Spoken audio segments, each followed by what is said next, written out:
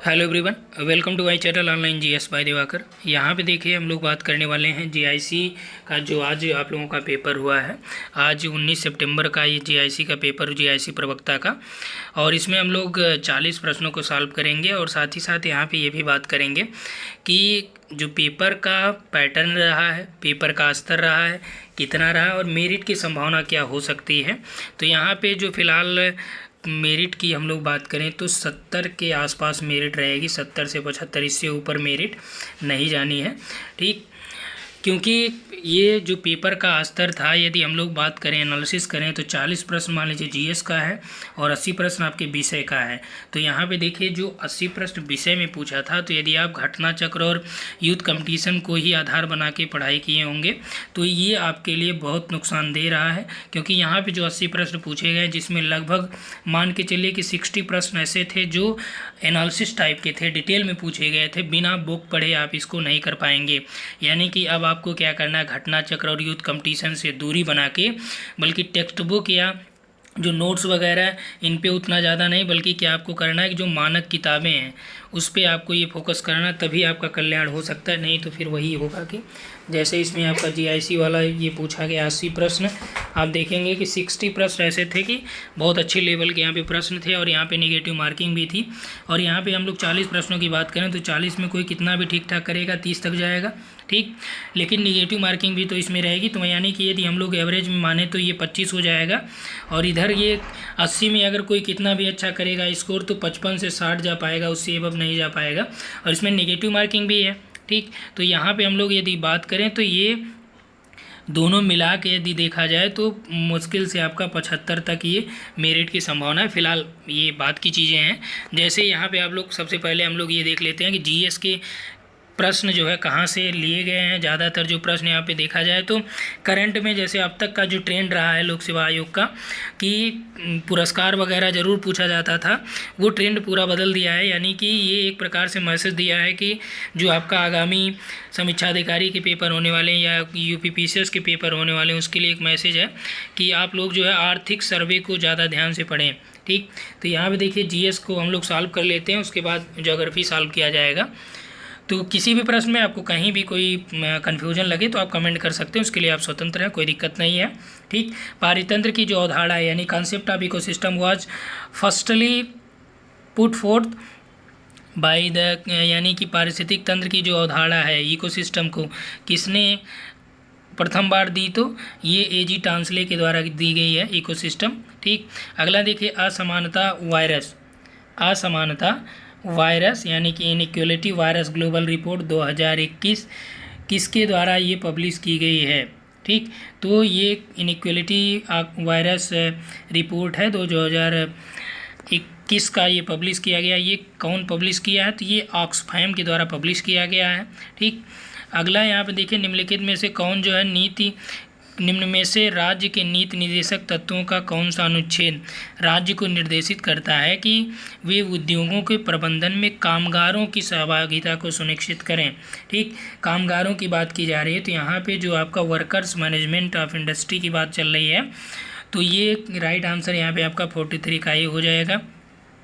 उत्तर प्रदेश में मयूर संरक्षण केंद्र किस जनपद में स्थापित किया गया है, तो ये आपका जो है मयूर संरक्षण केंद्र कहाँ पे स्थापित किया गया, महोबा, मथुरा, मैनपुरी, महाराजगंज है, तो राइट आंसर आपका मथुरा हो जाता है।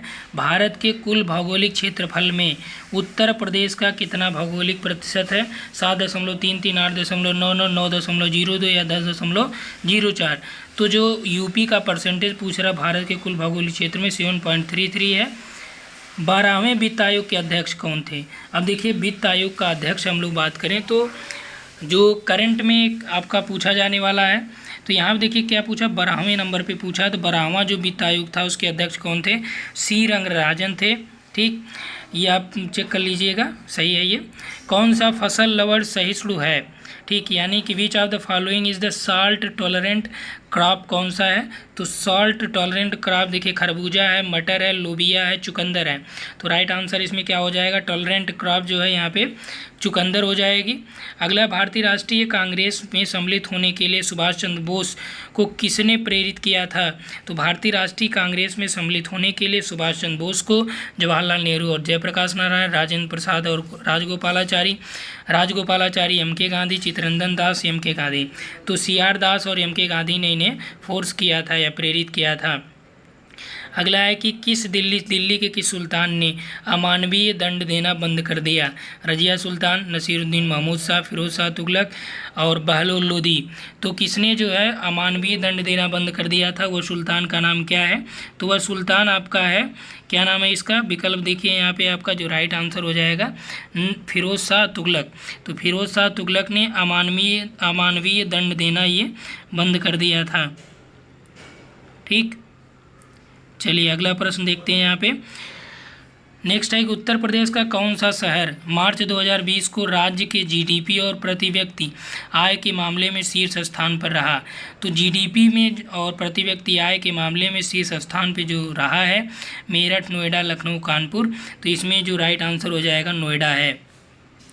कन्नौज पर महमूद गजनवी के आक्रमण के समय वहाँ का शासक कौन था? ठीक, यानी कि जब कन्नौज पर महमूद गजनवी ने आक्रमण किया था तो वहाँ पे शासक कौन था ये? तो उस समय जो कन्नौज में शासन कर रहा था वो वंश कौन सा था? गुर्जर प्रतिहार वंश था। ठीक, तो गुर्जर प्रतिहार वंश उस समय था। तो यहाँ पे देखिए राज्यपाल आनंदपाल, त्रिलोचन पाल, विद्याधर। तो इसमें वहाँ के शासक जो है गुर्जर प्रतिहार वंश के उस समय जो है कन्नौज में राज्यपाल नामक शासक थे। निम्नलिखित में से किस क्षेत्र में मोटे अनाज वाली फसलें उगाई जाती हैं? तो देखिए मोटे अनाज यानी कि coarse grain crop are grown कहाँ पे ये डेवलप की जाती हैं या उगाई जाती हैं? तो ऊंचाई वाले क्षेत्र या ऊपरी क्षेत्र में, निचले क्षेत्र में, निमक जलमग्न वाले एरिया में, उच्च वर्षा वाला क्षेत्र। आप जानते हैं आपकी जो मोटे अनाज होते हैं इनको वर्षा की उतनी ज़्यादा आवश्यकता नहीं होती है। ठीक, तो जैसे कर्नाटक वाला एरिया हो गया, राजस्थान हो गया, यहाँ पे मोटे अनाज जो है भरपूर मात्रा में उनका प्रोडक्शन होता है। ठीक, तो इस आधार पे हम लोग एक लॉजिक भी यहाँ पे आप लगा सकते हैं कि जो ऊंचाई वाले क्षेत्र हैं, ये आपके एग्जाम में लगाने की मैं बात कर रहा हूँ, ऊंचाई वाली या ऊपरी वाली क्षेत्र के अंतर्गत ये आ जाएगा मोटे अनाज। ठीक, 1829 में अंग्रेजों के विरुद्ध खासी जनजाति विद्रोह का नेतृत्व किसके द्वारा किया गया? तिरोत सिंह, सिद्धू कानू, करम और बिरसा मुंडा। तो किसके द्वारा ये किया गया था नेतृत्व? ये तिरोत सिंह ने नेतृत्व किया था। अगला है सौर ऊर्जा का कारण क्या होता है? तो संलयन, विखंडन, रासायनिक प्रतिक्रिया या दहन। तो सौर ऊर्जा यानी कि जो सोलर एनर्जी होती है ये फ्यूजन के कारण होती है, यानी नाभिकीय संलयन के कारण होती है, क्योंकि हाइड्रोजन और हीलियम का संलयन यहाँ पे होता है ठीक सूर्य में, इसीलिए वहाँ से सोलर एनर्जी निकलती है। ठीक, तो यहाँ पे आपका हो जाएगा ये। हड़प्पी पुरास्थली बनावली किस नदी पर स्थित है? चौतंग, घग्गर, सतलुज, रंगोई। तो बनावली कहाँ पे स्थित है? बनावली आपका ये रंगोई नदी पे स्थित है। Which of the following is folk dance of Uttar Pradesh? तो कौन सा एक जो है उत्तर प्रदेश का लोक नृत्य है? सिगमो है, घोड़े है, मोडनी है, जैता है। तो उत्तर प्रदेश का जो लोक नृत्य है उसका नाम है जैता, जो है ये यूपी का लोक नृत्य है। ठीक, अगला प्रश्न यहाँ पे देखिए मिलान करने के लिए दिया है और इसमें दिया है लौह अयस्क है, मैग्नीज है, तांबा है, बॉक्साइट है, इन सभी को आपको यहाँ पे मैच करना है। ठीक, तो यहाँ पे हम लोग देखते हैं मैच कराने में। तो इसमें आपका जो है लौह अयस्क किससे रिलेटेड हो गया? लौह अयस्क यहाँ पे आपका चियातुरा, तांबा आपका सडबरी, यानी ए का 4 आपका हो जाएगा और सी का 2, ए का 4 और सी का 2, यानी बी ऑप्शन यहाँ पे आपका राइट हो जाएगा।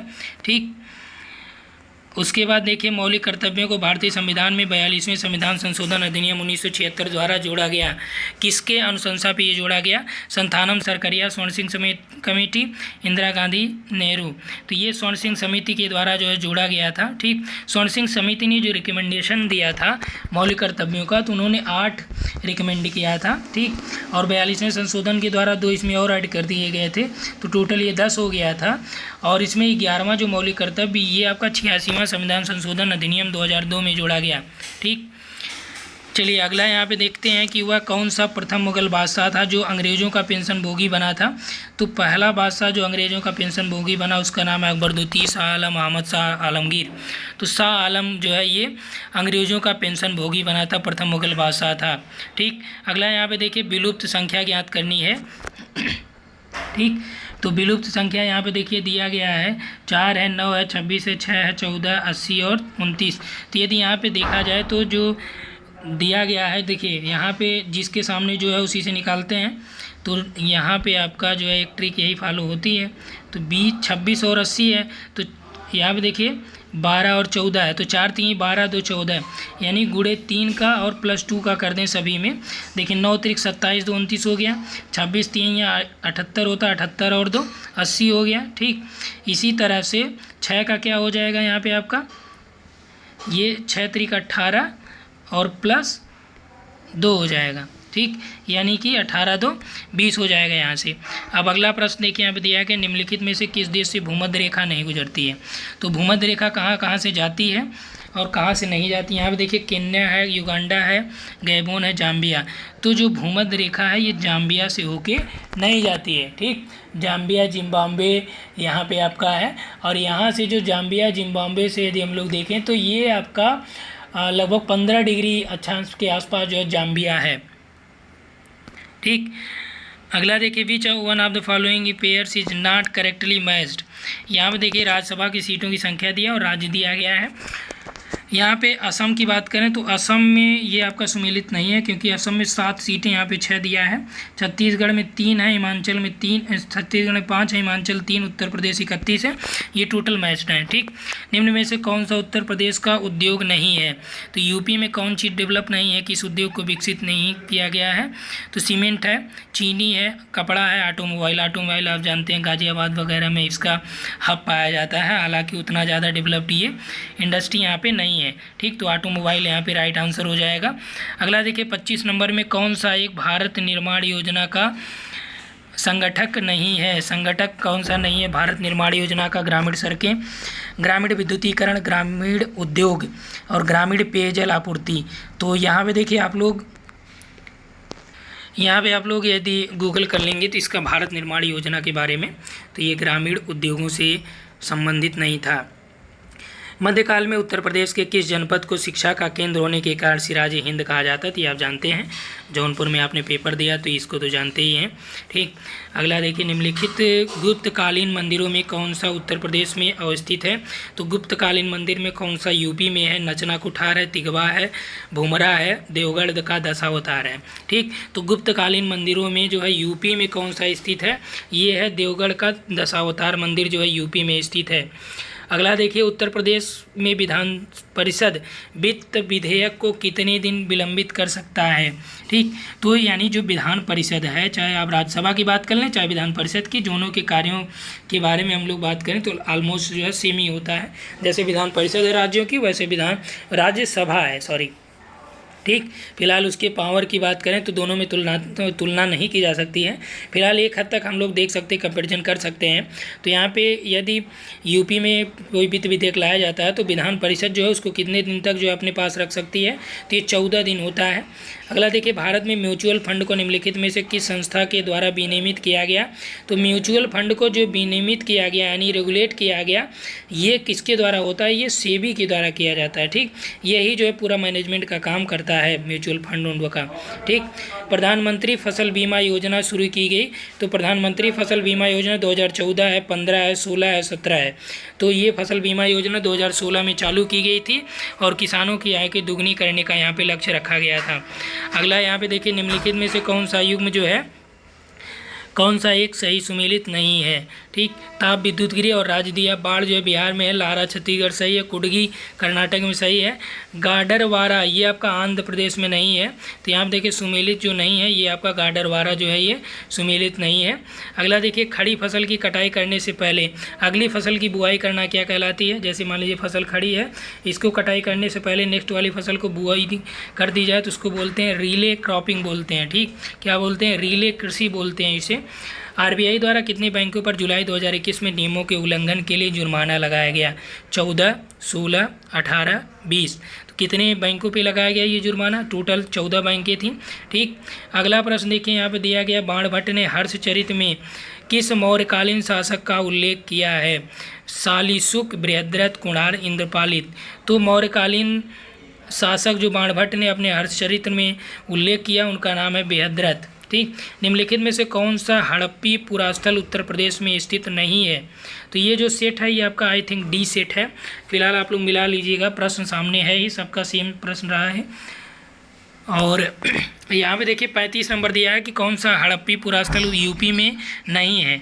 हुलास, आलमगीर, मांडी ये सब यूपी में है, जबकि देसलपुर आपका यूपी में नहीं है। भारतीय संविधान के निम्नलिखित में से किस अनुच्छेद के तहत उत्तर प्रदेश में महाधिवक्ता की नियुक्ति की जाती है? ठीक, तो राज्य में महाधिवक्ता या यूपी में महाधिवक्ता आप कह लें तो अनुच्छेद 165, 66, 67, 68, तो ये होता है 165 के तहत।